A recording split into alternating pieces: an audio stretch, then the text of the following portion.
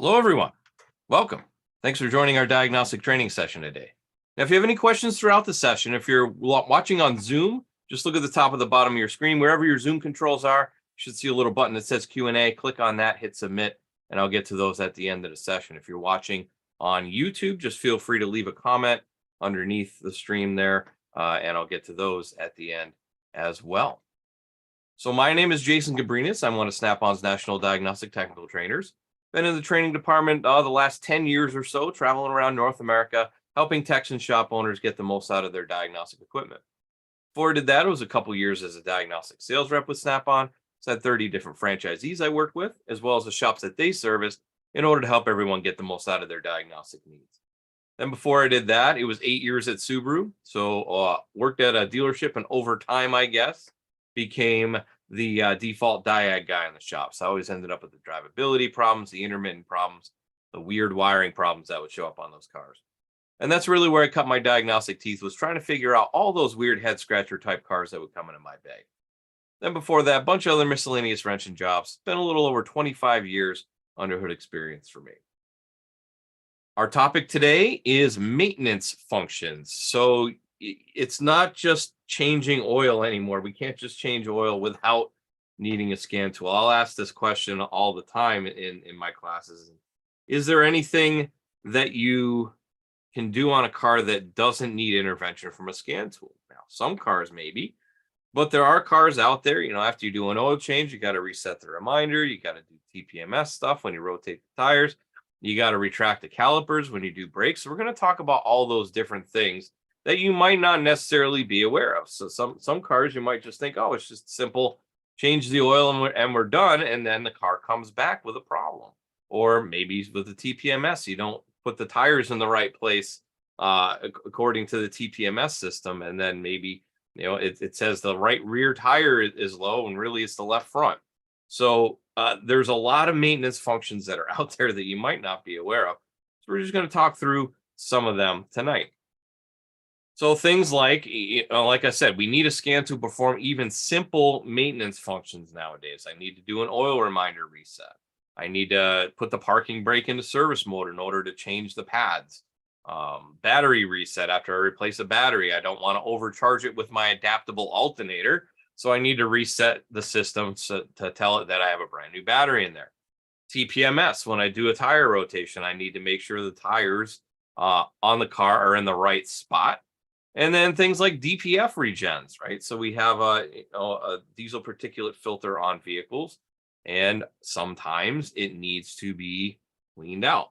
And there are some ways you can actually force that with the scan tool, or the vehicle might do it itself. But oftentimes, that could be a maintenance function on a vehicle that you need to do. So we'll start first with oil changes, and oil changes are not the same way they used to be anymore either. Look at the difference here. You're really not changing oil on your grandpa's pickup anymore without having accurate information. These two trucks here look identical. There's only one model year difference. They both have a 5.3 liter engine. Well, you see the 2013 5.3 liter takes 5W30, and it's got 6 quarts of oil.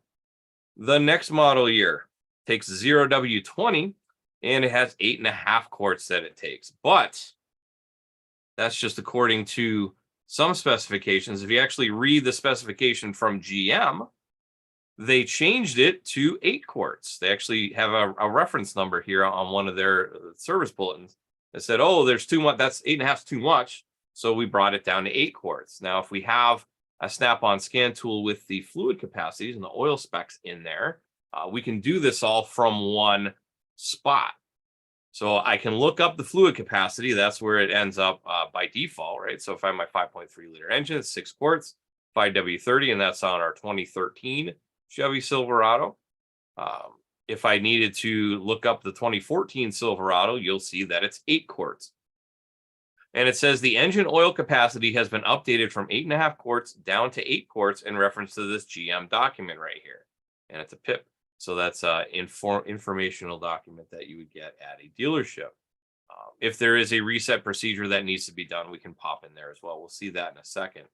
But just even having up-to-date information on your scan tool, you need to have that just to do a basic oil change on a vehicle. And then if we need to reset, if we flip over to the reset procedure here on this 14, you'll see that in some cases we can do this in the vehicle. Right? I would say probably in many cases now, you can do it within the vehicle. The driver could do it themselves, or you would do it after an oil change, of course. But there are other things that we can do with the scan tool in order to do that. So in this case, the reset procedure says go to remaining oil left in the driver information center, press and hold the thumb wheel on the driver information center while the oil left display is active, confirm yes, and it will change to 100%. So that I can do that without a scan tool. But there also is a way to do it with the scan tool. And you might wonder, why do I need to do that in the scan tool? Well, if you can go into functional reset here, it's going to bring me to a service interval reset. And it says automatically it's going to do the same thing the driver information center does, that manual push the button, but I can also scroll it down or up in 2% increments if a value other than 100% oil life is desired. Now, why might I want to do that?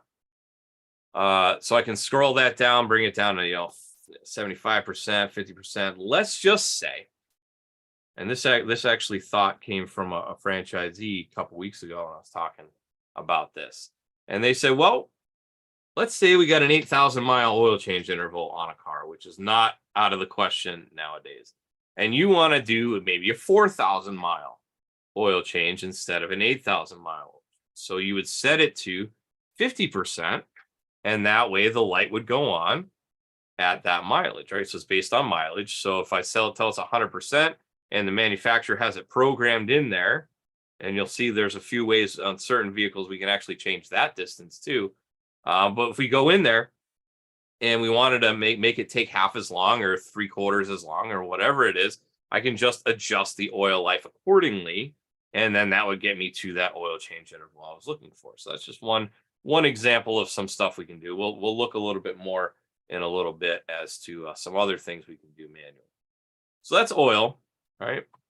And then we have tire functions, right? So this has been since 08 or so, 06, 08, something like that, mid 2000, where TPMS was really standard. And we have a whole other class on TPMS. But just really quick, there's different ways to reset the system. In this case, this says set tire pressure of all the wheels specified to the tire loading information label. Set the parking brake. Oh, by the way, it's on an 18 Acadia. Place the vehicle on, run start, press the tire pressure info display. Info displays in the driver information center can be turned on and off through the settings menu. Use the control on the right side of the steering wheel to control the tire pressure. Press and hold the select button. And then start of the driver's side front tire. Place the tire sensor activation tool against the tire sidewall near the valve stem, and then it'll go around. So in that case, you don't have to use a scan tool, but it does have a function in the scan tool to do the same thing where it puts it into a learn mode. Here's an example on an 18 BMW. So under my vehicle using iDrive, you can do it right inside the vehicle as well, or you could use a scan tool. You could also access the functional reset from here. And then we have on the 2018 Ram. Now on this 2018 Ram, we don't have a reset procedure, a manual reset procedure to do for the TPMS in this. So in this case, we would go up to a functional reset, which will bring us inside the scan tool. Of course, in this case, it is behind security link because it's an 18. But then it has the case of program the different tire sensor IDs. So at the left front, left rear, right rear, and then of course the spare tire as well. Some manufacturers have a TPMS sensor in the spare tire. Some don't. Some don't even have a spare tire. If you think about when the new Camaro came out back 2010, it didn't have a spare tire, had a can of Fix-A-Flat in the trunk, and that was your spare. So I thought that was kind of interesting. But some manufacturers have full-size spares with tire sensors on there, as we can see right there. So we can go in there and program it. And it's pick the left front. In this case, it's going to program the left front tire sensor into the ECU. So it's going to give me whatever my sensor ID is already programmed in there. Now, how do I get those sensor IDs? A couple different ways we could do that. If it's already programmed into the vehicle, there's probably a data PID for that. More than likely, we could just grab the data PID, take a screenshot, something like that. And then if I know I took my left front and I put it on the right rear, you could do it that way. That's assuming that whoever was there before you and rotated the tires did that correctly. There's also with most TPMS tools, I know for sure with the Snap-on ones, if you just hit the tire with the with the sensor reader, it'll read the ID number off it, battery level, all that. So if we have that, we could do it that way too. But in this case, we need to write the sensor IDs into the vehicle. So we would just hit continue. Make sure you have the 8-character sensor ID available. It can be on the sensor label as well, but I don't have to break down the tire to find that. So enter the sensor ID. We hit edit. We type it in. I just put 1, 2, 3, 4, 5, 6, 7, 8 because we're just using an example. It's going to confirm all the IDs. Hit continue, and then it'll program it in. Easy enough. Just typing in a number. Other vehicles, I know for sure, like Nissan. Nissan has some interesting ways to do this, but they want you to use it with a scan tool. And then there's going to be 2 options. It's going to be doing it with the tool, with a special tool, or without a special tool. So in this case, you would have to do different drive it for 25 miles an hour with the tires at a certain pressure. So left front tire needs to be at 36. Right front tire needs to be at 33, right rear tire needs to be at 30, and so on and so forth. When the computer sees that given pressure, whatever it is, it knows, oh, okay, so I see 36 PSI on this tire. That must be the front left, and then it registers it. Otherwise, we can do it within the scan tool, which I think would be more accurate and take less time to drive it. So we can do a TPMS registration with the tool, the J45295 tool, or without the tool. Now, what does J24595 tool? Well, we can use any of our TPMS tools. So there's a lot of different ones on the market. The 2 Snap-on ones we have is a TPMS 4 and the TPMS 5. And you'll see they both have little antennas on the top. And that antenna is the actuator tool that it's going to use to turn on the sensor, right? So it sends a signal, the sensor wakes up, and then it reads the information off it. It also transmits to the vehicle. So this is used to register tire pressure IDs without the use, if we wanted to do without, but with it, we just go around the tires, left front, right rear, left rear, and it'll register it simply. Otherwise, we set it to whatever the specified tire pressures are, and then we would drive the vehicle. So it's going to key on engine on, select continue. You do need to have this hooked up in order to put it into this learn mode as well. You're going to drive the vehicle. So that's TPMS, quick and dirty there. How about battery? Now, we just talked about batteries a couple weeks ago, if you saw that one. But some manufacturers use a battery management system. So that's to manage the charge rate and everything. Battery management systems use sensors, controllers, and software to monitor the battery's state of charge. This allows the vehicle to charge the battery depending on load and the state of health of the battery. But when the battery is replaced, the system needs to be reset, usually by using a scan tool with it. So in this case, we have a 16 Audi S5. So we have a couple different functions here. We have battery parameterization for when the battery is replaced, and then a coding and configuration function as well. Pop in there. And then we can read whatever the current code is. We can go to the configuration list and we can program a new code. So if we wanted to program a new code, please write down the current code. It enables you to re-enter it if you need to. You hit continue. And then it brings me in here. That's a pretty long code, and I'd probably be worried that I wrote it down wrong. So I might just take a screenshot of that, and then I'll have it later to do that. So I can go in and edit it, and then I can type it in there. The parameterization on this vehicle. So that'll be after we replace the battery, we got to tell it what kind of battery we put into it. So specify capacity in amp hours, battery's first 3 of the serial number, last 10 of the serial number, plug those in there, hit program, and you're ready to go. So that's even just replacing a battery. So we talked oil, we talked some oil change. That's probably the most common thing, right? Tire rotation, probably your second most common thing.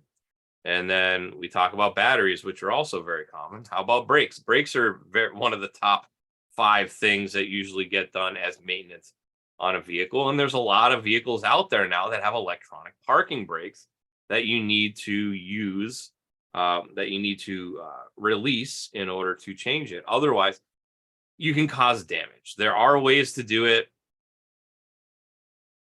that I hear people talk about. It's like, oh yeah, I can just push it and it's fine.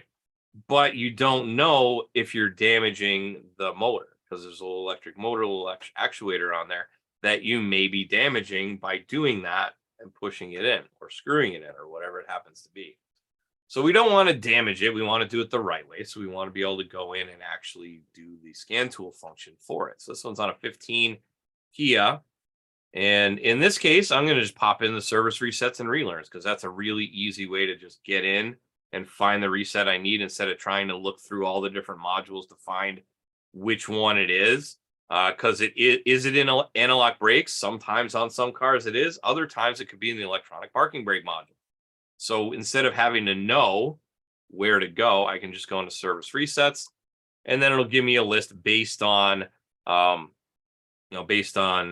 job type. So it's not just a function, but it's a job.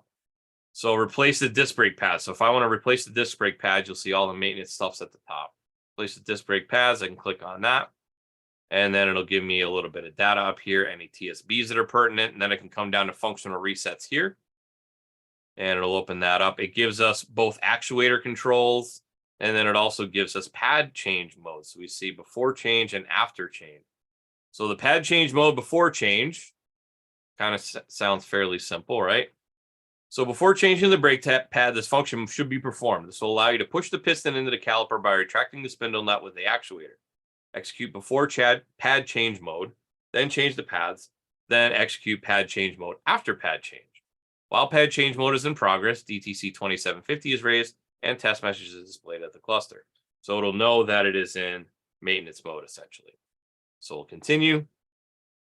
And then it's going to make sure engine off, ignition on, make sure everything's operating correctly with no codes, and release the parking brake. Make sure the parking brake isn't on, and then hit continue again, and it'll actuate it. Then once it's changed, we'll do the work, change the pads, lube them up, whatever, put them back in. And then after it's all together, we'll go into after change. And then we'll come in here and engage the electronic parking brake after the pads are replaced. Do not use this function while the brake pads are being replaced. So somebody jumps into the car while I'm trying to replace the brake pads. That's bad. Please be sure to take general safety precautions before activating this function. You could get pinched too so that's why I said just change the pads, assemble it, then do it. Engine off, ignition on, make sure everything works correctly, step on the brake, and then press OK. So in this case, it says keep stepping on the brake until the motor stops and the whole process is finished. That allows us to kind of calibrate for the distance that it needs to travel as well. So make sure you step on the brake, and then once you're done, you're done. Some vehicles, it's a little bit different. Example, I worked at Subaru for a while there, and the electronic parking brake came in. The old system, the early system of the electronic parking brake, it was a drum inside the rotor, so we didn't really need to mess around with them too much unless we had a problem. You didn't need it to change pads because it's inside, unless you were changing those the shoes inside on the drum brake, then you didn't need to worry about it because it has pads and drum. On the newer systems, I think it was like 14 and up is when they changed it. Then it was just a caliper with an actuator, so you have to put it into maintenance mode in order to change those pads. So just do your little bit of research and see what is necessary as I'm doing these maintenance functions as well. This is just more of an awareness thing. I know you've probably done this before, but for those of you who haven't, or you don't think about every single car that comes in, oh yeah, doing an oil change, I got to reset something. Just keep that in mind that it might be something you need to reset. We're going to talk about some oddball ones, at least in my mind, it's a little odd. When we go live on the tool, I got a couple more examples too. And now let's talk about diesel. So diesels, I don't know, last 20 years or so, they've started putting on more emissions items. Soot after treatment and such. So things like an oxidation catalyst, a DPF, which we're going to talk about here. Exhaust temp sensors, DPF back pressure sensors to make sure it's working correctly. Hydrocarbon dosing valve to make sure that we're making sure that we're taking some of the other stuff out of the air. So diesel particulate filter is kind of like a catalytic converter in a way. It kind of looks like it anyways. But what it does is it has a couple main jobs. It's going to catch it. It's going to store it. It's going to store all the particulates through the filter. And then it also, once it gets full, we need to burn that off, which if you think about it logically, I don't know why they do it that way. I'm going to store all this soot that I'm taking out of the exhaust, and then I'm going to burn it to make more soot all in one place, all at the same time, instead of spreading it around. I don't know. I'm just a guy, but it seems a little weird to me. Maybe somebody can tell me why it makes sense, but it doesn't really make sense to me. And I think some of the diesel guys I've talked to say, yeah, it doesn't make sense. But anyways, it is a substrate in here. You see we have every other square is blocked off, and then every other one is open. The ones that go in that are open go through into the blocked off area, kind of like a filter, and it filters out the soot. The soot then accumulates within that substrate there. But the problem is, once we do this enough times, it gets plugged up, and then we have to clear it out. Now, if it gets this bad, I'm pretty sure it needs to be replaced or record. There are places that do that too. But ideally, it'd be a regen, right? So there's 3 different types of regens that we can do. Some need a scan tool, some don't. So we have a passive regen, which is when the DPF temps are high enough to burn the soot off without needing any extra fuel or anything like that. Only happens under high loads. We have an active regen, which can be initiated by the PCM or by a scan tool while I'm driving down the road. Extra fuel is added to the exhaust, which raises the temperatures to over 1,000 degrees Fahrenheit, which then burns it all off. Or we have a parked regen or a stationary regen. It can be initiated by a dashboard switch, or it can be initiated by a scan tool, used when attempts at active regens fail. So we can do that. And then if none of those work, probably plugged up and probably need to be replaced. All right, let's look at a couple more examples on the tool here. So this first one, I never really thought about it. Never really thought about it when I was researching for this one. I just didn't even think about the possibility that manufacturers had done this. It makes sense now, I guess. But this is a 2016 Ford Focus. You wouldn't even think that, it's like 7 years old, right? But a 16 Ford Focus. If I want to do the wipers, I want to do anything with the windshield wipers. So let's look up wipers in Shopkeep. Okay, so windshield wipers replaced. Yeah. So if I wanted to look at, say, well, this is going to be the wipers, not the motor. So I need to look at that. But the pivot arm is there. There is, I think there's a way. Yeah, this one doesn't say. But what they do is they have they have individual wiper motors now. Instead of having the linkage that they used to have, they have individual wiper motors, and they're like stepper motors, and they'll work independently of each other. When you go to wiper. And when I do things to the wipers, like maybe the wiper arms or something like that, I would need to remove and replace it. Now, it looks exactly like the wiper motor we'd all be used to on a vehicle, except there's 2. There's one on the left and there's one on the right. So there's no linkage anymore, and it's just here it is. Here's my wiper motors, right? So what's the scan tool have anything to do with this? Well, if we come back to the scan tool, and we load this up. It's Ford Focus, and that is in the body control module, right? So, yeah. So if I go into functions, we'll see that there's a wiper motor module calibration. Procedure places the wiper motor module in calibration mode. Perform this procedure if the wiper arms have been removed and reinstalled. So anytime I remove and reinstall the wiper arms, hey, I replaced the windshield on them. I'm a glass company. I need to do this. If I have to do anything else where I have to take the cowl off or engine work, sometimes you need to take the cowl off. Anytime the arms have been removed and installed, not necessarily the wipers themselves. We'll see that in a minute. But the wiper arms have been removed and reinstalled. We have to do that. Make sure the wipers have been installed correctly according to manufacturer specs. Battery sufficient charge. Low battery voltage may prevent this from doing it. And the windshield needs to be clean and dry. So you continue, ignition on, and then it's in calibration mode. So press the wiper washer switch down 3 times within 5 seconds. Wipers will swipe upwards to a pre-initialization position and stop. Gently pull both wipers out towards the A-pillar molding until the distance between the wiper arm where the wiper blade is mounted and the edge of the windshield is 50 millimeters. So you have to manually move this. Press the wiper washer switch down one time. This sets the current windshield wiper arm position as the approved position, and the wiper arms move back to the park position. So after I've done this, it's to calibrate it to make sure they don't swipe too far or not far enough. If the wiper arms are pulled closer to the A-pillar than the specified distance during the setup, do not attempt to move the wiper arms back towards the pre-initialization position manually. If this is attempted, the wiper motor could be damaged. Pre-initialization can be reset by first selecting intermittent on the wiper washer switch and then selecting off. So some manual movement needs to be done on this. And then when it's done, and it goes back to normal mode. Kind of crazy, right? Carry out a high-speed wiper test on wet windscreen. Also want to note in here, we're not going to go into the different resets, but there are multiple resets. Battery monitor system in there, resets the battery system, TPMS training mode with or without scanners. So I can do my TPMS in there as well. And that's all in the body control module. That's another thing we have to think of. This just popped in my head. So TPMS, is it in the body control module like it is on this vehicle? Does it have a separate TPMS module? Is it in the wireless control module like it is on some Chrysler vehicles?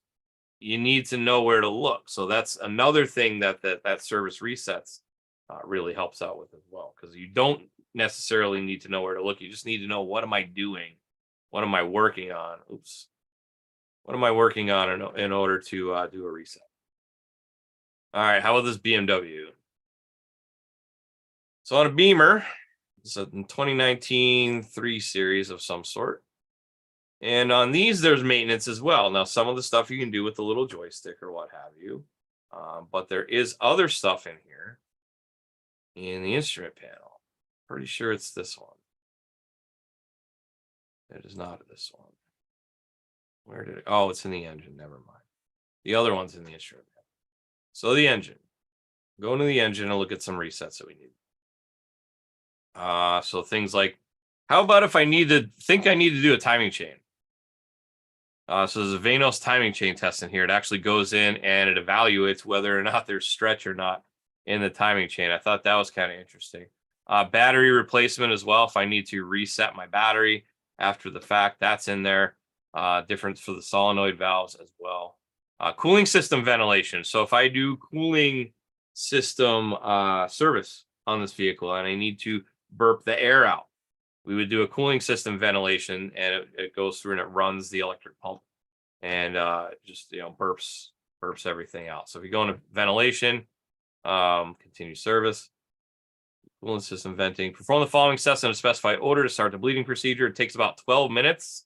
Therefore, make sure the charger is connected, and then switch on the ignition, switch on the low beams, prevent the vehicle from going to sleep. Temperature selector is the maximum, et cetera, et cetera, et cetera. If I needed to bleed the cooling system, we would need to do that. So it takes about 12 minutes, like I said, and the pump speed is going to change. I'm just going to hit cancel, or actually continue to terminate, switch off. No, there we go. So that's just another thing I need to do. If I change the coolant on the vehicle, I need to do that. It's crazy stuff. One more here, this Jetta.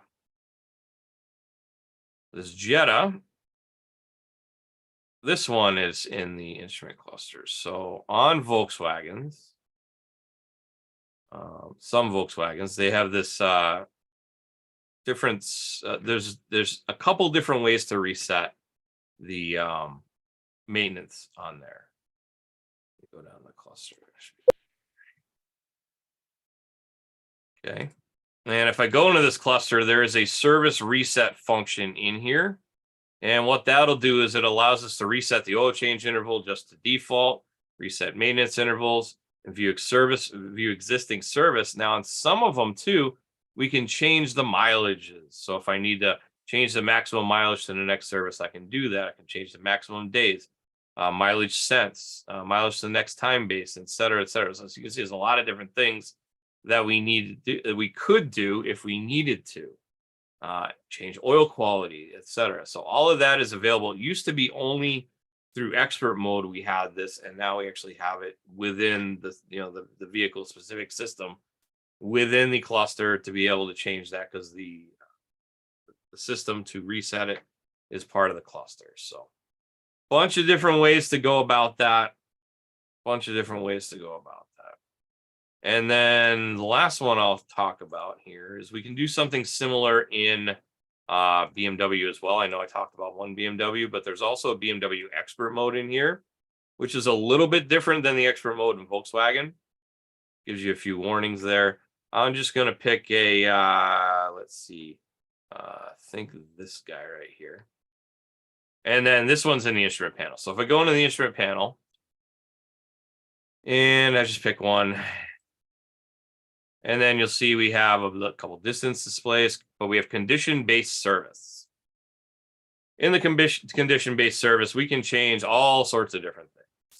So we want to change our spark plug intervals when we change our spark plugs, front brake pads, rear brake pads, diesel DPF if it has a diesel in that case, engine oil, micro filters. We can change all the different things, whether we want to display it or not, or whether it's enabled or not, to call for service, and how long it has to go before it does call for it. So there's a lot of different things that you can do in here that you have to go into expert mode in order to do that, right? So a lot of different functions and options. Just make sure you're reading up the manufacturer's maintenance items when they say, okay, when you change the oil, you got to do this. Change the battery, you got to do this. Change an alternator, you might have to do something. So any of your maintenance functions, belts, right? Belts, sometimes you have to do. There's a functional test we talked about when we talked about the mild hybrids.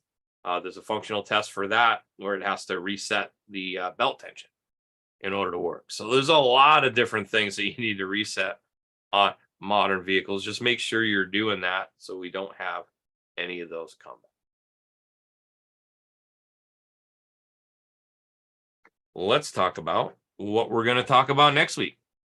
So next week, we're continuing these new batch of classes. And by the way, these new batch of classes, many of these have come from our customer care teams. They say, here's a lot of calls that we get that have a lot of call volume. So there's numerous people calling in to ask questions about these things. So things like maintenance functions, for example, was one of them. And this next week is going to be another one, resets and relearn. So this actually came from that and a little bit of, we did one on coding. We're kind of trying to break it up. So we did coding, and now we're going to do resets and relearn. So next week, we're going to talk about that, different things like throttle body relearn, valve body relearn on a transmission, etc.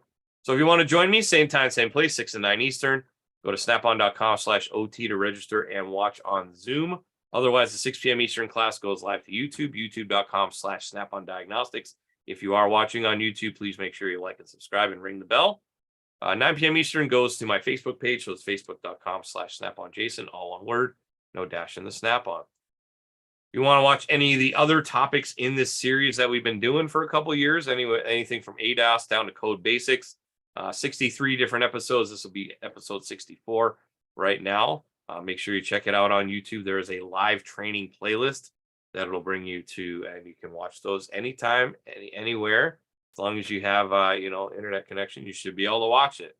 So those are all on youtube.com/Snap-on. Let's get to questions. I see I got a few things up on YouTube. If you got any questions on Zoom, look at the top of the bottom of your screen, wherever your Zoom controls are, you should see a Q&A button, and we'll get to those. I do also want to remind you and mention that my buddy Keith also does free diagnostics training during the week. He does 2 nights, Wednesday and Thursday, one time a night, 7:30 Eastern, 6:30 Central. Wednesday is on Zeus. So if you have a Zeus or a Zeus Plus, it'll walk you through a bunch of functions on that. And then Thursday is going to be on Apollo and Triton, of course. So Apollo and Triton have the same scanner. So he talks about scanner for the first half and then scope for the second half of both of these classes. We'll also talk about setup functions, different ways to, for secure gateway, talk about setting up Snap-on Cloud, things of that nature. All of that rolled into about an hour and a half, 2-hour class. It's only on Zoom, so you got to go to snapon.com/OT to register. So it's kind of I'm sitting there watching Keith with the tool in front of me and, going through the tool as he goes through the functions on the tool as well. All right, let's get to questions. It's like we're clear on Zoom. Nick is checking in from London. Thanks for watching. As always, every week you watch live. By the way, I do a Nick, just so you know, we started loading videos to the Snap-on Diagnostics UK channel. It's just going to be a recording of this, and it's at 7 p.m. your time the next day. So if you want to catch it there, you can as well. Make sure you go subscribe over there. Jose says, thanks for sharing your experience. Thank you. Quinn, welcome. Thanks for joining as always. Dan Cujo, hello, welcome. And Nick says, yeah, wrenches don't fix cars, information fixes cars. As I always say, the more information you have, the better off you'll be. Anthony Nofi says, great tips. And Quinn says, don't forget to like the video. I agree. Please don't forget to like. We need to get that algorithm working for us, right? We need to make sure that you can see and catch these free videos whenever they are available. Oh, let me go over on Zoom. We got one there. Josh says that Ford info was top notch. So thank you very much. I'm glad you liked it. You wouldn't think a Ford, it's something simple as like a Focus or a Fusion. When I read that, I'm like, oh, okay, I guess it makes sense, but never really thought about it that way, that I have to do certain reset functions, otherwise the wipers aren't coming. So that's yeah, I thought that was pretty interesting. So glad you like that as well. All right, with that, looks like we have cleared the big board on both sides. So, oh, I do want to mention, I didn't make a slide for this, but next Wednesday, we will be having a Solus Plus live stream. So next Wednesday at 8 p.m. Eastern, 7 p.m. Central, we'll be having a Solus Plus live stream. Let me see if I can find the link really quick to give you a second. So there, find it. I really need to put a slide in there, but we don't have a slide. So I'm just going to do this here. And I'm going to go here and there. And it is a lot of different stuff. So, you can watch it on YouTube too, by the way. It will be on YouTube. But if you want to watch anything about that, we can. And I will give you this link. So I'm going to post this link in the chat in Zoom. There isn't a quick link that I can just give you. And then if you're watching on YouTube and you want to watch on YouTube, you can just log on to YouTube next Wednesday at that time. And I will be there talking all about the new Solus Plus. So make sure you check that out if you want more information on that tool. We're going to do like a code to completion thing, walkthrough on a live vehicle. So we're just going to walk through the different functions and features of the tool. Should be probably maybe about an hour or less on that. So with that, thank you. Thank you for spending a little bit of time with me to learn a little bit more about what can my scan tool do and what do I need to do on a vehicle even when I'm doing just simple maintenance functions. So definitely thank you for taking time out of your day to spend a little bit of time with me. Hopefully you got some good takeaways from this, and hopefully I'll see you next week for resets and relearns. With that, enjoy the rest of your week. Enjoy your weekend. Hopefully we'll see you next week for the Solus Plus as well. With that, have a good night and take care.